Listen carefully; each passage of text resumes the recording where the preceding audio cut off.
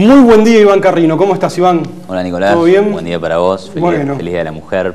Feliz Día de la Mujer, es cierto. Nos saludamos a las mujeres en su día. Así que el saludo especialmente para nuestra productora, Brenda. Totalmente. En su día. Iván, hablemos de economía. El dólar que no para de subir. Ayer otra vez con tendencia alcista en la City porteña. ¿Por qué esta corrección, estos movimientos al alza del dólar? Bueno, el dólar que no para de subir. En su momento hablábamos del dólar que no subía nunca y claro, también era una mala noticia. O sea que hay que calmarnos, como decía no, ayer. bueno, pensando en el agro no es una mala noticia, digamos. Mejora la competitividad exportadora, al menos momentáneamente, ¿no? Sí. O sea, buena o mala depende para quién se lo mire. Yo siempre digo lo mismo, ¿no? O sea, para un importador, malísima la noticia, claro, el tipo quiere, ¿no? Para el tipo que quiere irse de viaje a Miami, malísima noticia. Para el tipo que quería ahorrar en dólares, malísima noticia. Ahora, para el tipo que exporta... Que produce y exporta... Siempre y cuando no sigan subiendo los precios, es una buena noticia. Para algunos empresarios industriales que no quieren competencia, es una buena noticia porque se va a importar menos. Entonces, depende para quién. Sube el dólar. La verdad es que igual hay una cuestión, ¿no? Porque subió 7% en diciembre, 5% en enero, 2% en febrero. O sea, 3 meses seguidos de suba del dólar no veníamos teniendo, mucho menos con esta intensidad. ¿Y qué pasó? Pasó que el 28 de diciembre el Poder Ejecutivo, digamos que invadió la independencia del Banco Central. Hoy ya queda un poco más claro, o hay mucho más consenso de que eso es efectivamente lo que pasó, e intervinieron en la política monetaria. Tenías un Banco Central cuyo objetivo principal era controlar la inflación con un determinado esquema de metas, con determinados objetivos para los años siguientes, y en donde exigía una tasa de interés, porque ese es el instrumento que maneja el Banco Central. Sí. Ahora, ciertas voces críticas empezaron a decir, mirá que eso me atrasa el tipo de cambio y eso es un problema porque no vamos a crecer, cosa que es falso porque vos ves Chile, Perú, otros países en donde el dólar ha caído en términos reales y han podido crecer, crear empleo, digamos, sin inflación. Así que, bueno, pero en fin, ese fue el criterio que quedó observado. Otra cuestión crítica hacia la política monetaria del Banco Central era que tenemos un déficit comercial muy grande. Como que el Banco Central puede resolver el crecimiento, el empleo, el déficit comercial. Sí. No, todo no se puede. Entonces, estaba preocupado por la inflación. Le dijeron, mirá, vamos a cambiar un poquito esto, vamos a aflojar las metas para que vos puedas bajar la tasa. Bueno, efectivamente, bajó la tasa y ahí tenés el inversor que dice, ¿qué hago? ¿Tasa o dólares? Bueno, se fueron todos para los dólares. Y encima, tuviste en el medio una situación internacional que se complicó. Claro. Porque en febrero empezó a caer la bolsa en Estados Unidos, hubo más... Digamos, ahora se espera que suba más la tasa de lo que se esperaba antes, entonces hay una especie de migración a la calidad, donde los inversores desarman posiciones en pesos y se quieren ir a los bonos del tesoro, o activos o al dólar directamente. Entonces, bueno, ahí me parece que entonces el gobierno, que antes quería que suba el dólar, ahora se asustó y no quiere que suba el dólar. Bueno, en realidad acá es el Banco Central, ¿no? Que ya le pareció que la suba era excesiva. Entonces intervino con otra de sus herramientas que tiene, que es vender reservas. No mucho, pero ha vendido algo como para decir, che, tampoco vamos a dejar que esto suba todos los meses, claro, de una manera descontrolada. Sí. Ahora, ¿el dólar sube y genera inflación o la inflación es la que genera la devaluación del peso? Una moneda que se va debilitando, claro, mes a mes, ¿no? Claro. No, mira, en realidad no es que porque el dólar sube la inflación. En realidad siempre lo que pasa es que el dólar es un precio más de la economía. Y si sube el dólar de manera persistente, etcétera, bueno, es porque hay inflación.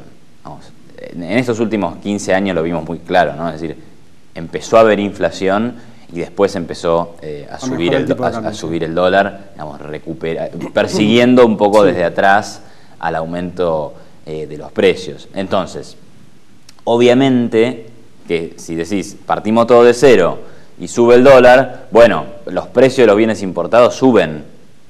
Pero si no hay más pesos dando vuelta, vos vas a tener que pagar más por los precios de los bienes importados, pero te quedó menos plata para comprarlo de todos los demás. Ahora, entonces, en los primeros 2 meses del año la inflación fue cercana al 4%, quizás un poquito más. Si uno anualiza esa suba de precios, da una inflación anual del 24%, la misma que tuvimos el año pasado. Esto significa que el dólar necesariamente en algún momento va a corregir acompañando esa inflación.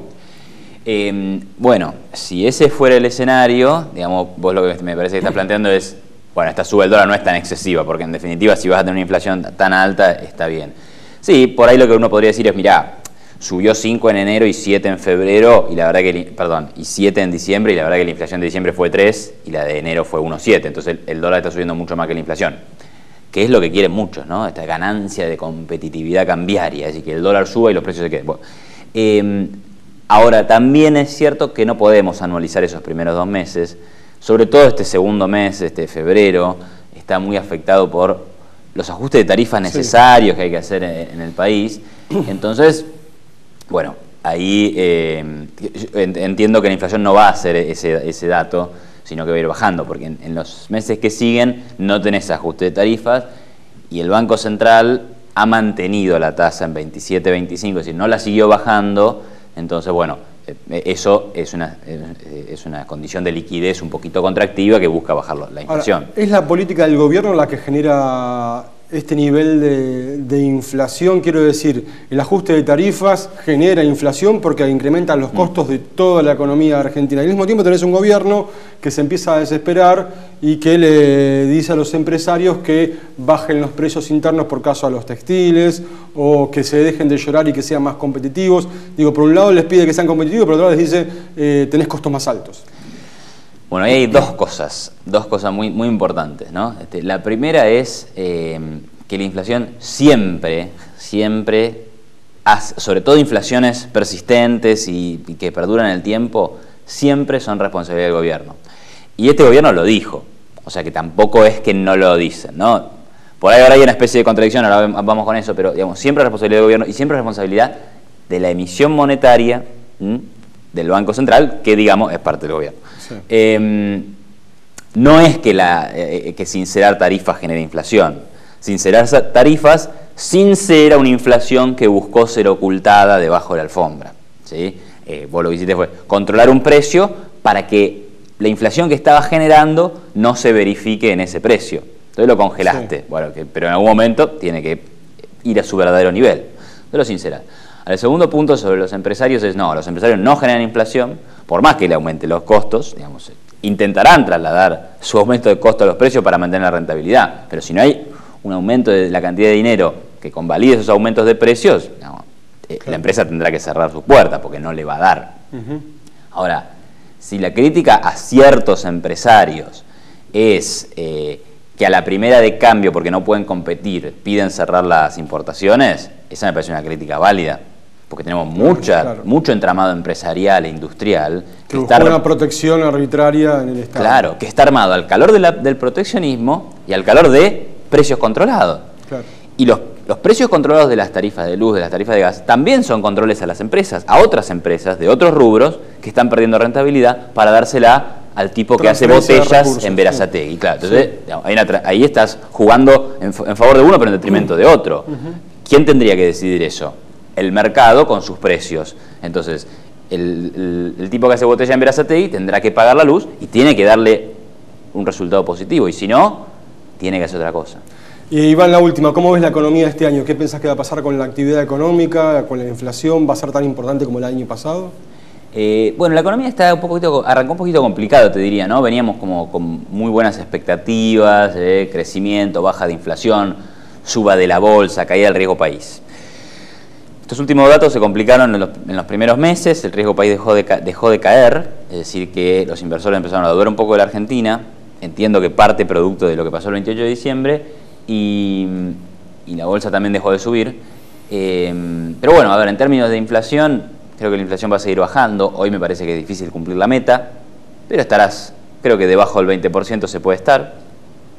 Y crecimiento ahí lo veo un poco más lento, ¿no? Es decir, tenés una situación... La situación internacional te va a ayudar, porque Brasil va a crecer, el mundo está creciendo, digamos. Pero hay muchas dudas respecto de lo financiero, qué va a pasar con la tasa de Estados Unidos, nuestra deuda, entonces se transforma en un problema. Y además, Argentina todavía no hizo correcciones importantes, hay una reforma tributaria ahí que, por ejemplo, este año no ves casi nada, porque el impuesto a las ganancias no baja este año, sino recién el año que viene. Entonces, hay unas regulaciones que son, digamos, del mercado laboral, no hay ninguna modificación por ese lado.